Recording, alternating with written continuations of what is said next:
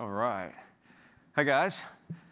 It's been a great afternoon. I'm just really excited. I was supposed to be over with my kid, coaching him on his hockey game, and I'm like, I really want to be here for everything, and I'm so glad I came for everything because it's like just seeing the people in the room and hearing the thoughts has just been amazing. And what Gotham forgot to mention, either in my bio or maybe Brooks' bio, so Brooks not only he took pictures of Nelson Mandela and the presidents, but he also took a picture of me. Somehow, I don't know where Gotham forgot that one. And the pose was actually something like this, like Karate Kid style, in Great Falls on a rock. We'll have to dig that one out. I don't know why it didn't make the slideshow, Brooks, but well, that's an oversight, I'm sure, on meaningful impact. So let's.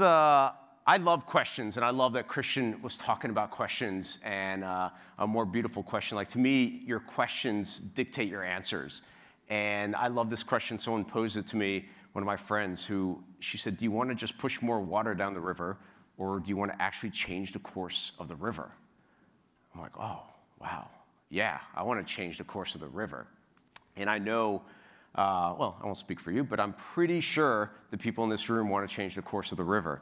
And to me, it happened for me, I call it a cosmic alarm clock, right? Like, I think we all have these things that just goes off, and we can either hit snooze and forget about it and go back to sleep and do what we've always done, or decide we're going to do something different. And a lot of times, it's like that following our heart is oftentimes incredibly scary, but never wrong. And so for me, it was about 9 years ago, doing incredibly well in the online space and making a lot of money, had a great reputation in that space. But I just asked myself a question, which was, am I happy? And the answer, when I was honest, was no. I was helping a lot of people, but I thought there was a bigger role I could play. And so a lot of journaling later turned into this adventure travel company to take entrepreneurs on amazing adventures, combine it with business, combine it with charity, combine it with just fun experiences. And fast forward, $400,000 later, invested. My wife's like, what the hell are you doing? I'm like, I have no idea, but there's something here. And so it forced me to go back and realize what was that something. And that was this process of connecting my head, which is our business smarts, and my heart, which is the way we want to make an impact in the world, and our higher purpose. And it really forced me to go back and reevaluate what I was doing. And so that's what I think is, how do we get our greatest meaning and our purpose, is connecting all these things. So these are the unusual intersections. And I work with entrepreneurs, and I truly believe entrepreneurs, at least the best ones, are artists. And all you guys, I look at all of you as artists. And to me, that's where it gets so exciting, is that we can look at a business as like the canvas of what we want to do with it. And if we just do the exact same thing everyone else is doing, it's going to come out like kind of like a color by numbers approach to whatever. But if we truly we combine our heads and our hearts and our higher purpose into what we're doing, it does become this incredible piece of art. And when I talk about our heads, I'm actually talking about the right side of our brain and the left side of our brain, because imagine if everything up until this point was just baseline for you. So think about all your relationships, all the networks that you built, all your talents, your business models, everything up until this point became baseline for what was next. That's what that artistry really looks like. And that's what's exciting to me. And so in Evolved Enterprise, you guys will get a copy if you pick it up. You get a few of my doodles in there. I talk about how do you create a company that goes from being simply a transactional company, which is nothing more than an onion that you're selling in the supermarket. I'm going to price an onion at $1.99, or the Obama picture that Brooks put up there of a price of a peach. One peach versus another peach. That's transactional, right?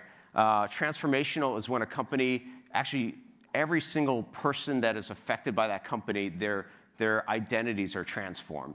And transcending is actually where it's a true piece of art, where it's like every single facet of a business, where it touches it, becomes a true piece of art. And I'll show you a couple quick examples real fast. So some of you might have seen this company, Feed, started by Lauren Bush. Interesting, we have a Bush kind of theme going on here. But Lauren Bush and our co-founder, they founded this bag which just said feed on the side. And for one bag, they would feed a child for an entire year. So it was transformational because it changed the identity of the person who bought it. They were making a difference. And so my theory that I talk about in Evolved Enterprise is that business can be the greatest lever for making a difference in the world, and that it actually is incredibly good for your business when you have that impact and you connect all these three things.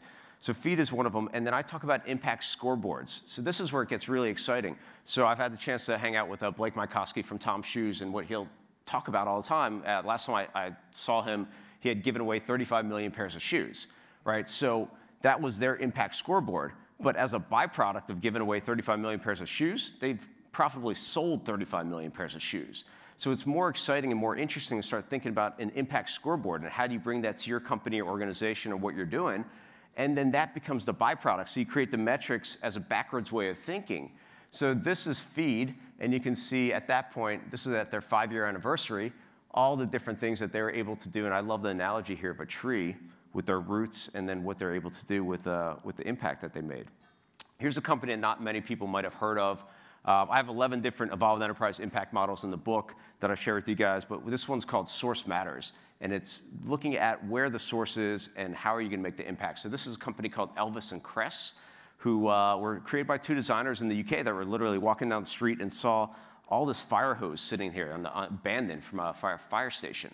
And they're like, oh, wow, that's going to go into a landfill. And that's incredibly sad, but it's also incredibly great material. Maybe we'll turn that into something. And so they turn it into these great-looking DOP kits and belts and all sorts of things. But what they do with it is they actually, not only do they take that material then and save it from landfill, but then they take 50% of their profits and move them back, funnel them back to firemen charities. So this is like this really authentic tie-in, and that's where it gets really exciting. It's not just, again, a transactional thing.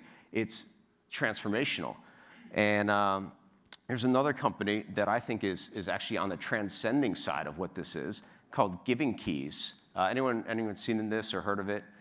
So they were started by this folk singer, rock folk singer, and she had found this old key in a New York City hotel that she had stayed in. She wanted to embed it with something, so she engraved, I forgot what it was, the first one, maybe hope or love.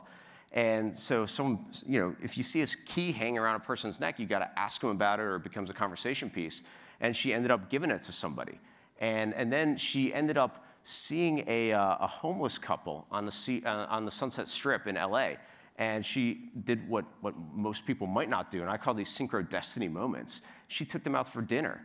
And at dinner, she found out that this guy was a jewelry maker. And she's like, hey, can you make this key? He's like, oh yeah, that's pretty easy. And so what they did was they had all these different keys with hope or love or faith and all these different things in there. And the idea is that when you meet somebody who needs that message even more than you do, you give it to them.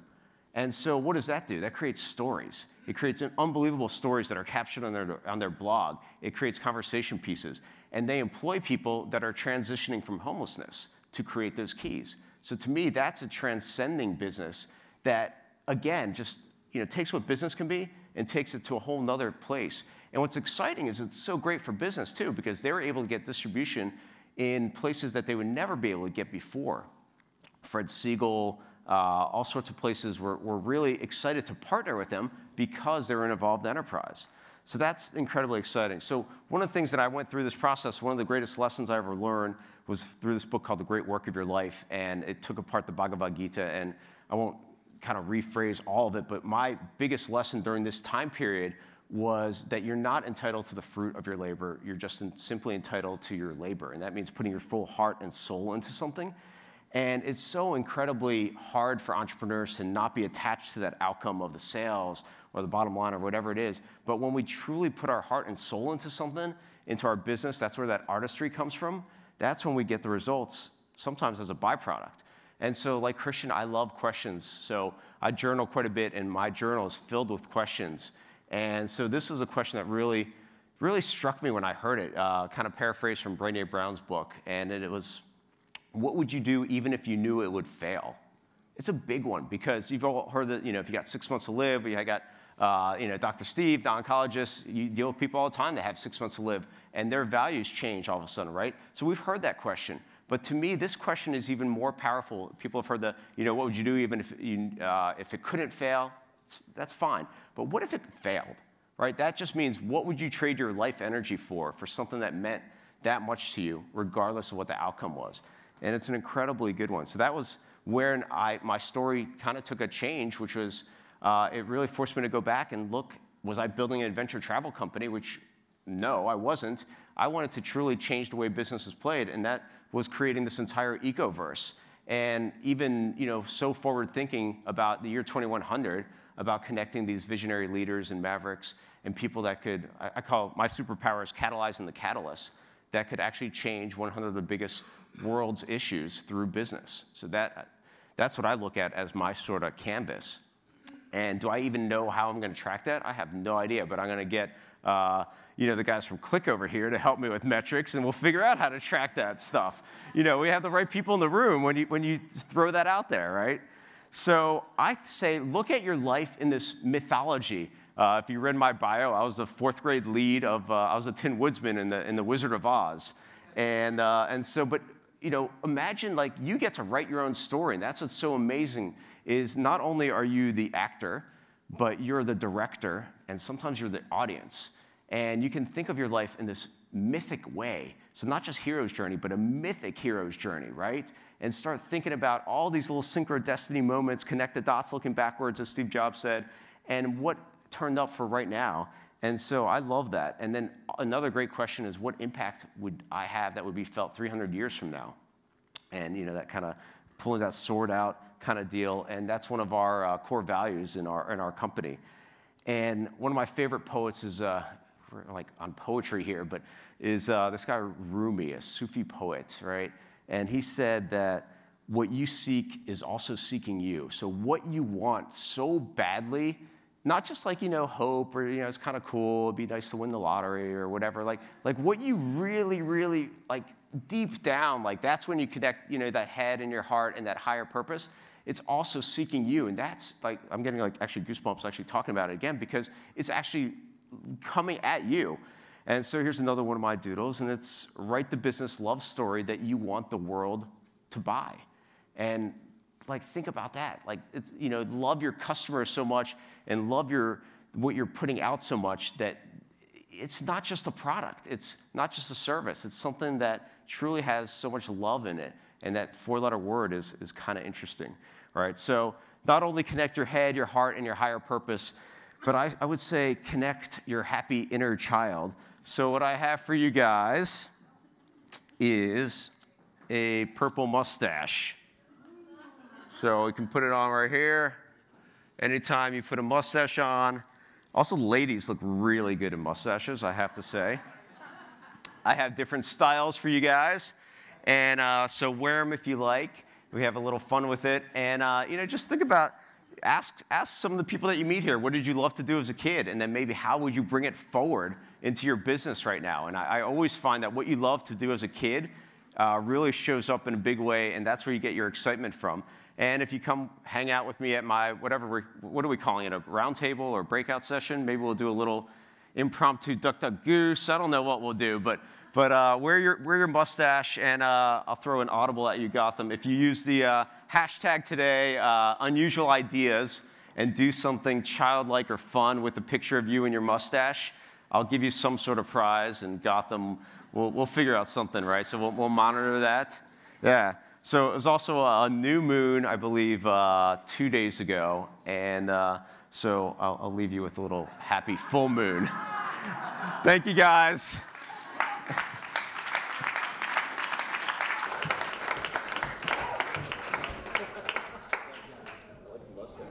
Like